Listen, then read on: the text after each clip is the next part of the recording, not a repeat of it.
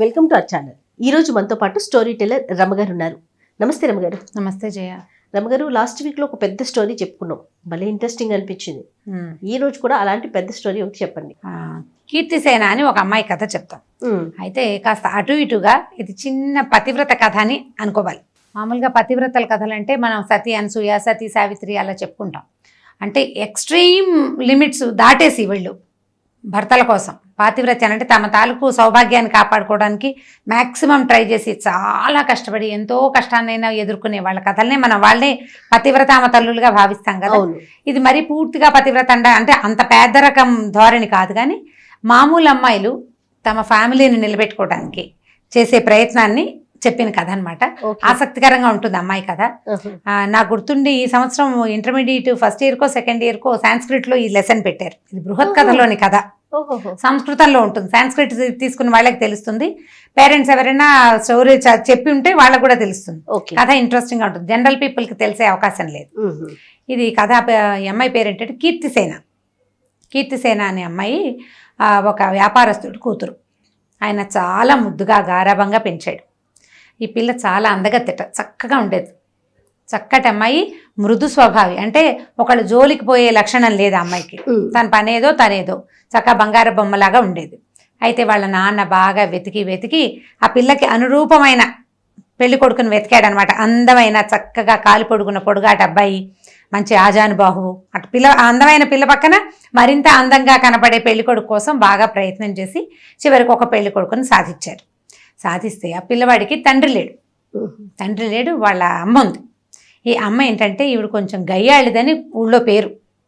కానీ ఒక పిల్లాడు కదా, వాడిని ఏదో కొంచెం చదువు విద్యాబుద్ధులు చెప్పించింది. వాళ్ళకి ఏవో వ్యాపారాలు ఉన్నాయి. ఉంటే సరే బాగుంది కదా, బాధ్యతలు లేవు, ఒకడే పిల్లాడు, ఏదో కొంత ఆస్తిపాస్తి ఉందని ఆలోచించి పిల్లవాడు అందంగా ఉన్నాడు, పైపెచ్చు పిల్లని ఇష్టపడ్డాడు. ఇవన్నీ ఇప్పుడు మన అందరూ ఆడపిల్లల తండ్రులు ఆలోచించే సహజమైన విధానంలోనే ఈ కీర్తిసేన నాన్న కూడా ఆలోచించి ఆ పిల్లకి పెళ్లి చేశాడు. పెళ్లి చేస్తే భార్యాభర్త అన్యోన్యంగా చక్క చిలక గోరింకాలే బాగా ఉండేవాళ్ళు. ఈ అత్తగారికి కొంచెం లేత వయసులోనే భర్త చనిపోయాడు.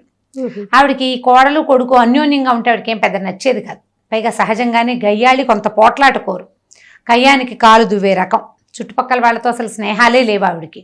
ఈ పిల్లని ఆ భర్త బయటికి వెళ్ళంగానే కోడల్ని కాల్చుకు తినేది ఆవిడ. ఏదో ఒకటి అంటాం, తిట్టడం, ఒట్టి పుణ్యానికి ఏదైనా పని నాకు చేత కాదు అనగానే నువ్వు చేసి తీరాల్సిందేనని మొండికెత్తి పని చేయించడము, ఇలా బాగా ఏడిపించుకు తినేది. ఈ అమ్మాయి పెద్దగా భర్తకి చెప్పేది కాదు. కానీ వాళ్ళ అమ్మ పాపం ఇంకెవరు లేరు అతనికి తల్లి తప్ప, అమ్మకి అతనికి చెడగొట్టకూడదు అని బుద్ధిమంతురాలన్నమాట ఈ పిల్ల. బుద్ధిమంతుల లక్షణం ఏమిటంటే నాకు ఇబ్బంది వచ్చింది మీ అమ్మ వల్ల అని చెప్పి అమ్మకి గౌడికి పోట్లాట పెట్టకుండా ఉండటమే బుద్ధిమంతుల లక్షణం. సరే, ఆ లక్షణం ప్రకారం ఆ పిల్ల ఏం చేసింది, పోట్లాడితే పోట్లాడిందిలే. భర్త ఉన్నప్పుడు తను ఏమంటలేదు, భర్త తనతో చాలా బాగా ప్రేమగా ఉంటున్నాడు. ఇది ఆలోచించుకుని ఈ అత్తగారి దుష్కృత్యాలు ఎప్పుడు ఆ పిల్ల చెప్పల భర్తకి. కొన్నాళ్ళ తర్వాత ఏమైందంటే ఇతనికి అప్పుడు ఆ రోజుల్లో వ్యాపారాలు వేరే ఊళ్ళకి వెళ్ళి చేయటమే కదా. ఇక్కడ సరుకు అక్కడికి పట్టుకెళ్ళేవాళ్ళు, అక్కడ సరుకు ఇక్కడికి తెచ్చేవాళ్ళు. ఈ క్రమంలో ఇతనికి వాళ్ళ చుట్టాలంతా ఏదో ఒక వస్తువు బళ్ళ మీద వేసుకుని వలభి అనే ఒక నగరానికి వెళ్దామని, పక్కన ఉంది వల్లభ నగరం, వలభి అంటారు దాన్ని, అక్కడికి వెళ్దామని అన్నారు. అనేసరికల్లా ఈ వెళ్ళటము బాగా 2-3 నెలలు పట్టేస్తుంది. దూరం వెళ్ళి రావాలి కదా, 3 months 6 months కూడా పట్టేది. ఈ 3 నెలలు 6 నెలలు ఇతను ఉండకపోతే ఈవిడ తను ఏం చేస్తుందోనని భయపడి ఈ పెళ్ళి ఏం చేసింది, కీర్తిసేన భర్తకి చెప్పింది, మీ అమ్మ నన్ను చాలా అన్నిటికీ తిడుతూ ఉంటుంది, మా అమ్మగారు తిడతారు అంటే కొంచెం ముద్దుగానే చెప్పింది. గొప్పగా అంటే కంప్లైంట్ లా కాకుండా నువ్వు లేకపోతే నేను ఒక్కదాన్నే ఉంటే నన్ను ఇబ్బంది పెడుతుందేమోనని నాకు భయంగా ఉంది, నేను ఒక్కతనే ఉండలేను, నువ్వు వెళ్ళొద్దంది. అనేసరికల్లా ఇతను భార్యకి నచ్చజెప్పాడు. అలా అంటే ఎట్లా వ్యాపారం, మనకి ఈ ఊళ్ళో ఉంటే మనకు నడవదు, ఇట్లా వ్యాపారాలు చేసుకోవాలి, నేను మా అమ్మకి చెప్తాను లేని వాళ్ళ అమ్మకి, అమ్మ నేను ఇట్లా 5-6 నెలలు వెళ్ళాలి, 3 నెలల నుంచి 6 నెలల దాకా పడుతుంది. ఈ అమ్మాయి మంచి కుటుంబంలో పుట్టిన పిల్ల, దాంతో స్నేహంగా ఉండాలమ్మా, నువ్వు స్నేహంగా ఉండాలి, గొడవలు అవి పెట్టద్దమ్మా, నేను తిరిగి వచ్చేదాకా నా భార్యను జాగ్రత్తగా చూసుకోమ్మా అని అన్నాడు. అనేసరికల్లా వాళ్ళమ్మ తెల్లబోయినట్టుగా మొహం పెట్టి, అదేమిట్రా అట్లా అంటావు, నేను ఇందుకు ఇబ్బంది పెడతాను, మన ఇద్దరికి గొడవ పెట్టడానికి నీ భార్య ఇట్లాంటి పిచ్చి మాటలు చెప్తోంది. చిన్నపిల్ల దానికి అలా అర్థం చేసుకుంది కాబోలు, తన మంచికే చెప్తాను కానీ నేను నీకు దానికి చెడు చేయాలని నేను అనుకుంటానా, నాకున్నది ఒకే కొడుకు ఒకే కోడలు అని ఇట్లా రకరకాలు మాట్లాడేసరికల్లా ఈ కుర్రాడు నమ్మేశాడు. అమ్మ మాట తల్లుల మాటలు సహజం కదా, వాళ్ళ అమ్మ మాట ప్రతివాడు అమ్మ మాట నమ్ముతాడు. ఏమనుకున్నాడంటే భార్యే అమాయకత్వము, పైగా చిన్నప్పటి నుంచి వేరే ఊళ్ళో పెరిగింది, ఈవిడ ధోరణి ఆ పిల్లకి అర్థం కాక అపార్థం చేసుకుందని భావించి ఏం పర్వాలేదు మా అమ్మ నిన్ను బాగా చూసుకుంటుందని భార్యకి నచ్చజెప్పి వీడికి కాస్త వెళ్ళిపోయాడు బిజినెస్ కోసం. ఇక ఆ కొడుకు అటు వెళ్ళటం ఏమిటి, ఈవిడ కోడల్ని చావగొట్టి చెవులు మూసేసింది, కొట్టేసింది బాగా. తర్వాత పని వాళ్ళందరినీ మానిపించేసింది, ఇంట్లో అన్ని పనులు కోడలతోటే చేయించింది కొన్ని రోజుల పాటు. ఈ పిల్ల చిక్కిపోవటం మొదలుపెట్టింది, పని చేయొద్దు అంత పని. అక్కడి నుంచి ఏం చేసింది, ఈవిడికి ఒక స్నేహితురాలు ఉంది, ఎంతసేపు ఎప్పుడు వచ్చి వీళ్ళింటూనే ఉంటుంది. వీళ్ళిద్దరూ కలిసి ఏం చేశారంటే ఆ పిల్లని కాస్త ఒకరోజు ఒంటి మీద బట్టలు లేకుండా చేసేసి దాదాపుగా కొట్టి, వాళ్ళ ఇంట్లో ఒక నేలమాళిగ ఉందిట. నేలమాళిగ అంటే పాత రోజులు ఏంటంటే ధనం దాచుకునేందుకు నేలమాళిగలు ఉండేవి, మెట్లు దిగి అక్కడ కనపడేది కాదు, కనపడకుండా ఉండేది. దాన్ని ఇప్పుడు మన సినిమాల్లో చూపిస్తుంటారు, అట్లాంటి లోపలికి మనకదే మన సినిమాలో కూడా పాత సినిమాల్లో కనపడుతుంది, తలుపులాగానే ఉంటుంది, దాని లోపల ఇంకో ద్వారం ఉంటుంది అనమాట, భూమి లోపలికి ఉండేవి. ఈ మంచాల కిందకి అక్కడ పెట్టేవాళ్ళు వాటి తలుపులు, కిందకి లోపలికి వెళ్తే అక్కడ ధాన్యము బంగారం అవి దాచిపెట్టుకునేవాళ్ళు. ధాన్యాల కంటే హెచ్చుగా బంగారము, గింజలు ఏవి విత్తనాలు, తర్వాత డబ్బులు, ఖరీదైన వస్తువులు, విలువైన వస్తువులు, పాత వస్తువుల్ని వాటిని కింద దాచిపెట్టేవాళ్ళు. ఆ నేలమాళిగలో ఉన్న డబ్బులన్నీ బయటికి తెచ్చేసి ఈ అమ్మాయిని ఆ నేలమాళిగలో పడేశారు. అయ్యో. రోజు ఏం చేసేవాళ్ళు, తలుపు తీసి ఒక చిన్న అంత మూకుడుతోటి, మట్టి మూకుడుతోటి దాంట్లో అంత అన్నం పెట్టి కిందకి వదిలిపెట్టేవాళ్ళు. చంపేయలేదు, చచ్చిపోయేలాగా చేశారు. అంతే అన్నం తిని గాలి వెలుతురు రాని చోట ఉంటే మనుషులు ఏం బతుకుతారు? కొద్ది 2-3-4 రోజులు గడిచేసరికి 2-3 రోజులకి ఆ పిల్ల ఏడ్చి మొత్తుకుంది, కానీ ఏమీ వినపడదు బయటికి. సరే ఏం చేసింది, ఆ చేతులు చీకటి అటు ఇటు చేతులు ఆడిస్తూ వెతుకుంటూ చచ్చిపోతానో ఏమిటో ఇక్కడ ఏమున్నాయో అని చేతులు ఆడిస్తుంటే అమ్మాయికి ఒక ఇంత ఇనుప వస్తువు కడ్డీ లాంటిది దొరికింది. గుణపం అన్నమాట, చిన్నది, మనం మొక్కలు తవ్వడానికి వాడుకుంటాం చూడు. ఒకవైపు తలవైపు పెద్ద లావుగా ఉంది, కొస కొంచెం పలచగా ఉండి పదునుగా ఉన్నట్టు తెలిసింది. మనం ముట్టుకుంటే మనకు కొన్ని వస్తువులు టోపోగ్రఫీ అర్థమవుతుంది కదా అది ఎలా ఉందో. ఆ అమ్మాయికి ఇదేదో తవ్వే సాధనం అని తెలిసింది. తను కూర్చున్న చోటే తవ్వడానికి అట్లా అట్లా అట్లా అట్లా తవ్వటం మొదలుపెట్టింది. తవ్వుతూ ఉంటే అంటే గోడని ఓ పక్కన కిందకి పడేశారు కదా, ఓ పక్క గోడని తవ్వుతుంటే ఆ మెల్లిగా ఆ ప్రాంతం అది ఎట్లా అయిందంటే ఆ అమ్మాయి తాలూకు పడక గదిలో ఒక మూలకి చేరింది. ఓహో. అటు నుంచి కొద్దిగా వెలుగు కనపడుతోంది అనమాట. మట్టి గోడలు కదా, పాతకాలంలో సిమెంటు ఇటుకలు లేవుగా, మట్టి గోడలు ఉండేవి.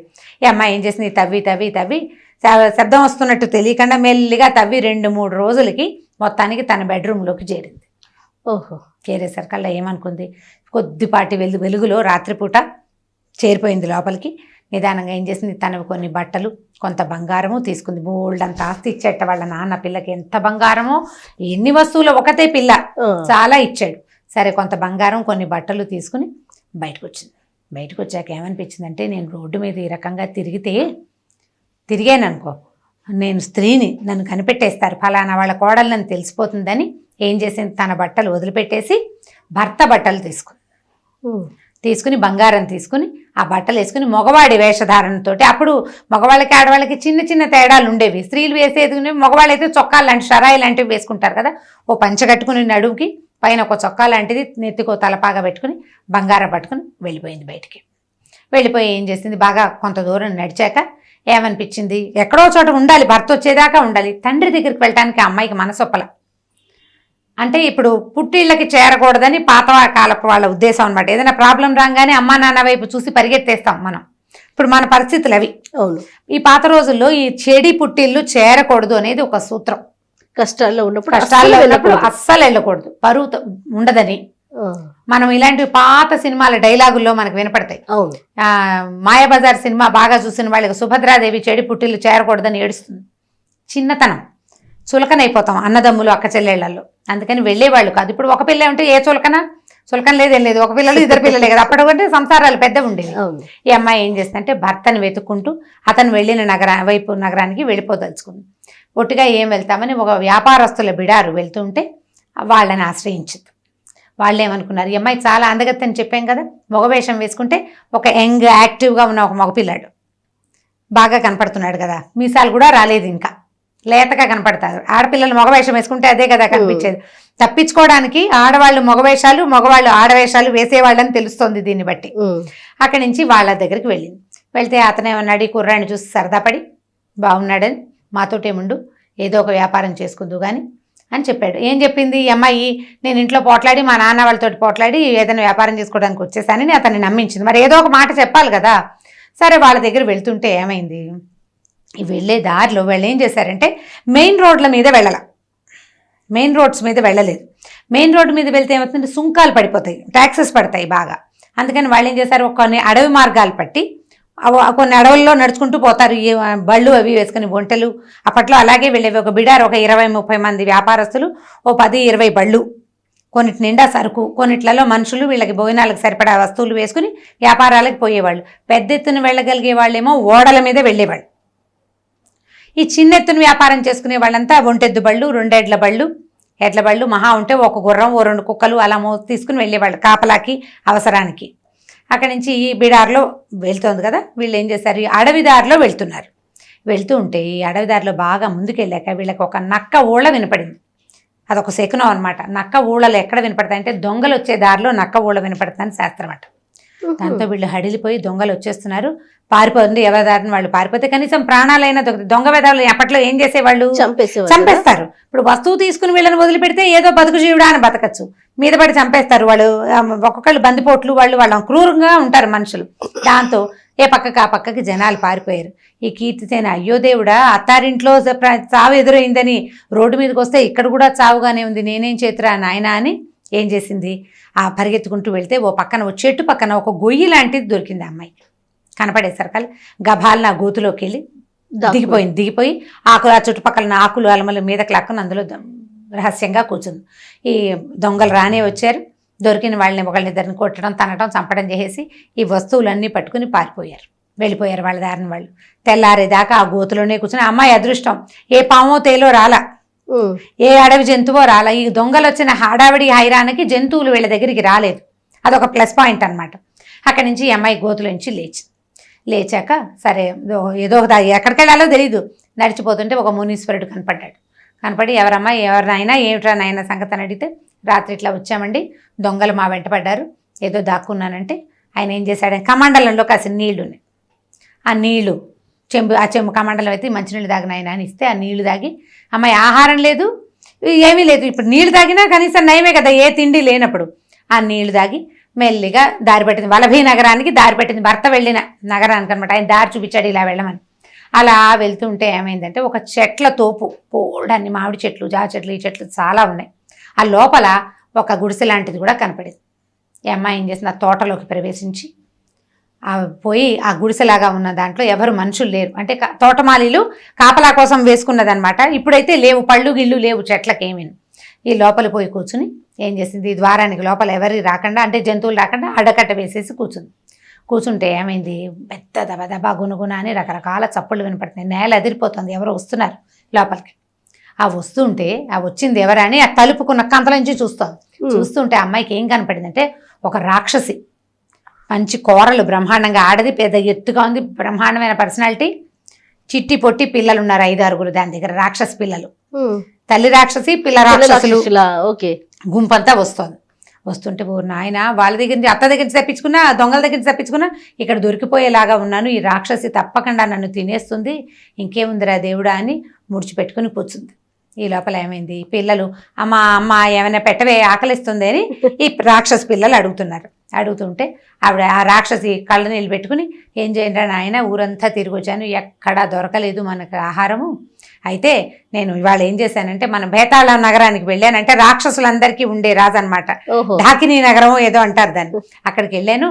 అయితే బేతాళుడు నన్ను నువ్వెవరు ఏమిటని అడిగితే నేను మన సంగతి అంతా చెప్పాను, మన వంశవృక్షం చెప్పింది అనమాట రాక్షసి, ఫలానా వాళ్ళ అమ్మాయిని, ఫలానా వాళ్ళ మనవరాలు, ఇంకోళ్ళ మేనగోడల్ని లైనంతా చెప్పింది.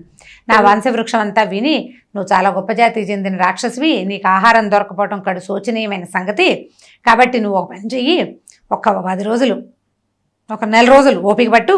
ఈ 1 నెల రోజులు ఓపిక పడితే వసుదత్తుడని ఒక రాజున్నాడు, ఇప్పుడు ఈ అడవి ప్రాంతానికి రాజు.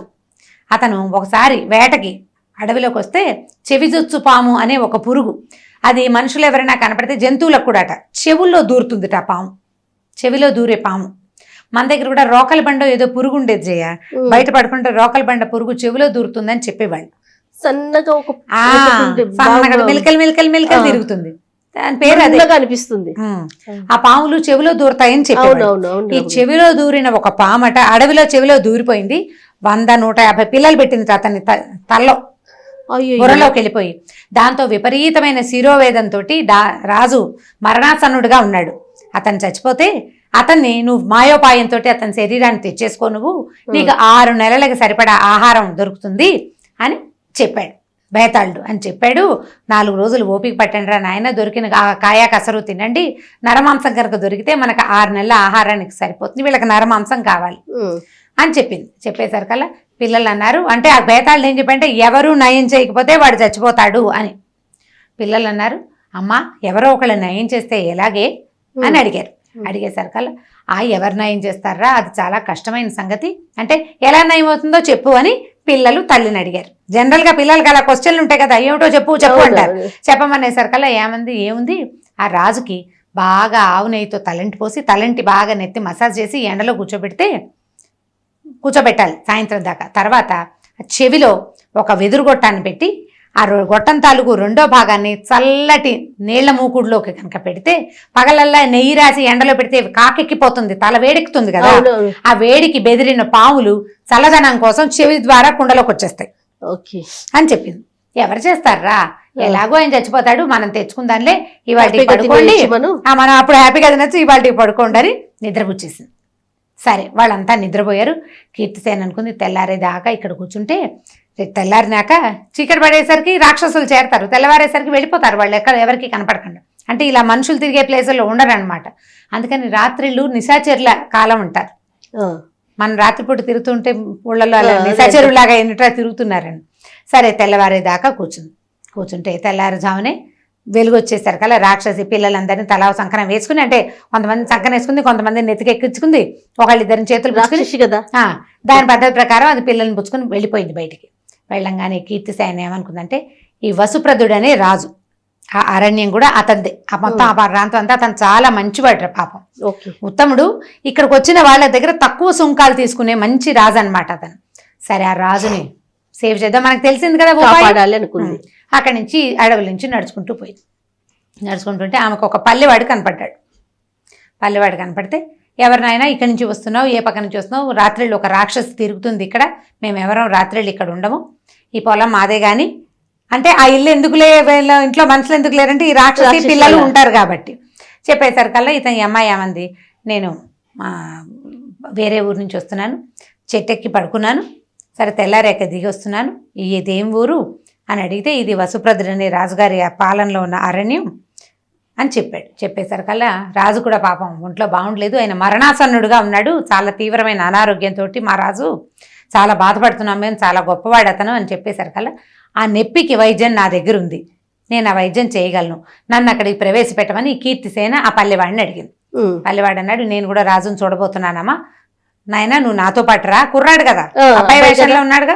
సరే ఈ కుర్రాడిని వెంబడి పెట్టుకుని ఆ పల్లెవాడు రాజుగారి బిడాలం వైపు ఎక్కడో వేసుకున్నారు, ఒక టెంట్ లాంటిది ఉంది, ఆయన కొంచెం చల్లగా ఉంటుందని కొత్త అడవి వైపుకి తీసుకొచ్చారన్నమాట. తల పగిలిపోతుంది వేడికి, లోపల ఏదో హీటు, అదేమిటో ఆయనకి తెలీదు, నొప్పి. సరే చాలా తీవ్రమైన బాధలో ఉన్నాడు, జ్వరం కూడా ఉంటుంది ఆయనకి. సరే ఈ కుర్రాడిని తీసుకెళ్ళేసరికి అలా పల్లెవాడు ఏం చేశాడు, సైన్యాధ్యక్షుడి దగ్గరికి వెళ్ళి ఈ కుర్రాడికి వైద్యం తెలుసుట, వాళ్ళ తాత ముత్తాత వైద్యులట, రాజుగారి తలనొప్పికి వైద్యం చేయగలనంటున్నాడు, ఏదో ఒక ప్రయత్నం చేస్తాం, మామూలుగా నమ్మకూడదు, లెక్క ప్రకారం అయితే నమ్మరు. ఇప్పుడున్న పరిస్థితి ఏంటి, ఏ గచ్చాకు పుచ్చాకు వైద్యమైనా సరే చెప్పలేం కదా, ఏదైనా జరగచ్చు, ఏ పుట్టలో ఏ పాముందో ఏదో ఒకటి తగ్గాలి మనకి. మనం కూడా చూడండి అనారోగ్యాలు వస్తే అన్ని ట్రయల్స్ వేసేస్తాం. ఆ అన్ని ట్రయల్స్ లో భాగంగా ఈ కీర్తిసేన మగవేషంలో ఉన్నదాన్ని రాజుగారి దగ్గరికి ప్రవేశపెట్టారు. ఇది చక్కగా అందంగా కనపడిన కుర్రాన్ని చూసేసరికల్లా ఆయనకి నచ్చాడు, చాలా బాగా నచ్చి, నాయన నువ్వేం చేయగలవంటే, చీకటి పడిపోయిందండి, ఇప్పుడు ఈ పగలల్లా నడిచి కదా అక్కడికి చేరింది అమ్మాయి, చీకటి పడిపోయింది, ఇవాళ కాదు వైద్యం రేపు చేస్తాను, నెయ్యి తెప్పించండి అని చెప్పి నెయ్యితోటి చక్కగా ఆయన నెత్తికి నూనె రాసి బాగా మసాజ్ చేసి, ఆ నెయ్యి తగిలేసరికి వేడి కొంచెం తగ్గుతుంది. మామూలుగా మనకి కణతలు అవి నొప్పులు వస్తాయి, కథలోనే వైద్యం చెప్తున్నాను చూడండి, కణతలు నొప్పి వస్తాయి, ఇక్కడ టక టక టక కొడుతుంటుంది నొప్పి, పేరు నెయ్యి రాసుకోమంటారు మా వాళ్ళు. నెయ్యి పేరుకుంటుంది కదా, పేరుకున్న నెయ్యి కొంచెం తీసి బాగా ఇట్లా మసాజ్ చేస్తే తలనొప్పి తగ్గుతుంది, కాక తగ్గుతుంది లోపలదని చెప్తారు. ఈ రాజుకు తల మసాజ్ చేసేసరికి ఆయన కొంచెం కాస్త తలనొప్పి తగ్గి నిద్ర పట్టింది. అందరూ సంతోషించారు. ఇప్పటిదాకా అసలు నిద్ర పట్టడమే లేదు, ఆయనకి నిద్రే లేదు ఆ తలనొప్పితోటి.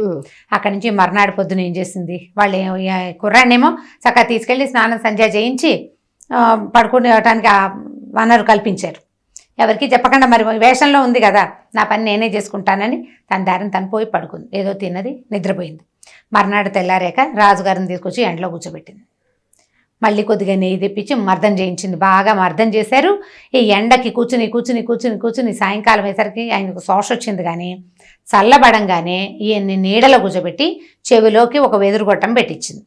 ఈ గొట్టం తాలూకు కొస ఒక చల్లటి నీటి కుండలో ఏం చేశారు, మూకుడు పెడతారు, మూత ఉంటుంది కదా, ఆ మూకుడుకు వచ్చి ఇల్లు కొట్టించి ఈ గొట్టం తాలూకు కొస అందులోకి పెట్టింది అనమాట. బయటికి రాకూడదు మళ్ళీ ఆ పురుగులు. అక్కడి నుంచి ఒక 10 నిమిషాలు అయ్యేసరికల్లా రాజు తల్లోంచి ఏదో పాకుతున్నట్టుగా తెలుస్తోంది ఆయనకి. ఈ చెవి ద్వారా లోపలికి ఉన్న మొత్తం 100, 150 చిన్న చిన్న లుకలుకలాడుతున్న పావులన్నీ కుండలోకి వచ్చేసింది. ఈ కుండను మూత పెట్టించారు. కాసేపటికి తలనొప్పి తగ్గిపోయింది నాకు అన్నాడు ఆయన. తలలో నొప్పి లేదు, తల తేలికిచ్చేసింది. అక్కడి నుంచి కీర్తిసేన ఏం చేసింది, ఆయనకి కాస్త పళ్ళరసం, కొద్దిగా నెయ్యి అవి తాగడానికి ఇచ్చింది. నెయ్యి కాస్త నెయ్యి తాగేసరికల్లా ఏమవుతుంటే కూల్ అవుతుంది శరీరం. అక్కడి నుంచి పళ్ళరసం అవి తాగి ఆయన బాగా రిలాక్స్ అయిపోయాడు.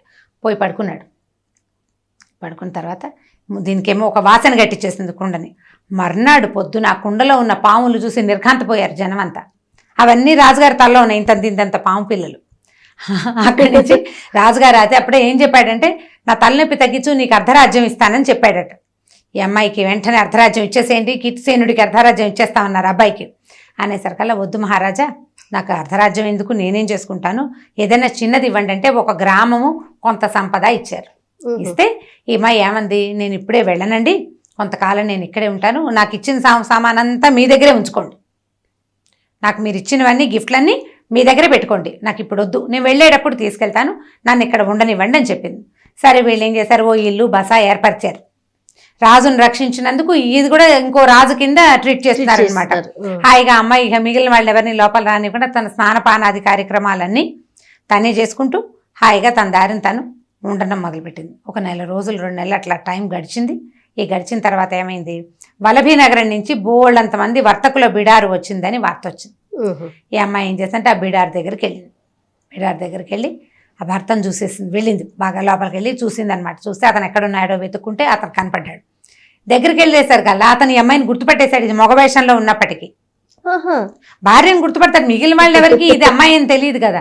అక్కడి నుంచి ఇదేమిటి ఈ వేషంలో ఎందుకున్నావు, ఇక్కడికి వచ్చావేమిటి, నువ్వు ఎందుకు ఈ వసదత్త నగరానికి వచ్చావని అడిగాడు. అడిగితే ఈ అమ్మాయి జరిగిన కథ అంతా చెప్పింది భర్తకి. మా అమ్మ ఇట్లా చేసింది, నేను అక్కడి నుంచి పారిపోయాను, ఇలా ఒకటి స్టెప్పులు దాటుకుంటూ ఈ స్టెప్కి చేరానని చెప్పింది. చెప్పేసరికల్లా అక్కడి నుంచి ఇద్దరు కలిసి రాజుగారి దగ్గరికి వెళ్ళారు. వెళ్తే ఆ అమ్మాయి తన అత్తగారు తన మీద చేసిన దురాగతాన్ని రాజు సన్నిధిలోనే చెప్పింది. ఈయన వాళ్ళ అత్తగారిని తెప్పించి ఆవిడకి ఏవో ఒక శిక్ష ఇచ్చి దానికి సహాయం చేసిన చేటికి కూడా కొంత శిక్ష వేసి, ఈ అమ్మాయిది తన దగ్గర ఉంది కదా, ఆ గ్రామము, ఆ నగలు, బంగారం అంతా ఈ పిల్లకి అప్పచెప్పారనమాట. తర్వాత అమ్మాయి భర్త హాయిగా ఉన్నారు. ఆ అమ్మాయి ఏంటంటే తన భర్తని వదిలే ప్రయత్నం చేయకుండా, అంటే వీళ్ళతో ఎవరు పడతారు, ఈ అత్తగారితో గోలా, ఈ మొగుడు ఎందుకు నాకు అని పుట్టింటికి వెళ్ళిపోకుండా భర్తని కలుసుకోవాలనే వచ్చిన ప్రయత్నం వల్ల ఇవన్నీ దాటుకుంటూ మంచి ప్రాస్పరిటీని సాధించిందని చెప్పడం కోసమే ఈ కథ చెప్పాడనమాట. ఆ లైన్లో చెప్తుంటారు కదా, భర్తని అనుసరించి ఉండాలి, భర్త కోసమే ప్రయత్నం చేయాలి అంటే ఒక చిన్న రకపు పాతివ్రత్యమే కనపడుతూ ఉంటుంది. పాతకాలం పతివ్రత కథ కాకుండా మీడియం సైజు పతివ్రత కథ అనమాట. మరీ లెంగ్దీ కథ కాదు, ఈ కథ ఇంట్రెస్టింగ్ గానే ఉంది, స్లోగా నారేట్ చేస్తే చక్కగా అర్థం అవుతుంది. మామ్స్ కోసమే రమ్మగారు, పిల్లల కోసం అయితే కాదు. చాలా బాగుంది కథ, అద్భుతంగా ఉంది. చిన్న చితక కష్టాలు కూడా మనం అంటే చిన్నవి కాదు, ఇది పెద్దదైతే ఏమిటి, రేపటికి తీరదా ఇది, అది పెద్ద కష్టమైనా తీరాల్సిందే కదా, తీర్చుకోవాల్సిందే. రోజులు గడిచేసరికల్లా ఎంత పెద్దదైనా పలచబడిపోతుంది. అవును, ఎంత పెద్ద కష్టమైనా పలచబడిపోతుంది. ముందుకెళ్ళాలి కదా జీవితంలో, మనం దాన్ని పలచన చేసుకుంటూ సాగిపోవాలని పిల్లలకు చెప్పడానికి కథ ఇంట్రెస్టింగ్ గా ఉంటుంది. ఇందులో ఉన్నది సారాంశం తల్లులు అంటే ఆడవాళ్ళు అర్థం చేసుకోవాలి. ఏదైనా అమ్మాయి సాహసంగా నిర్ణయం తీసుకుని చేసింది, మనం కూడా జీవితాన్ని ఇలాంటి సాహసం కాదు ఇంకోలాంటి సాహసం మన టైంకి తగినది అంతే. రైట్, చాలా బాగుంది రమ్మగారు. నమస్తే. ఈ వీడియో కనుక మీకు నచ్చినట్లయితే లైక్ చేయండి, షేర్ చేయండి. మరిన్ని వీడియోస్ కోసం మా ఛానల్ని సబ్స్క్రైబ్ చేసుకోండి.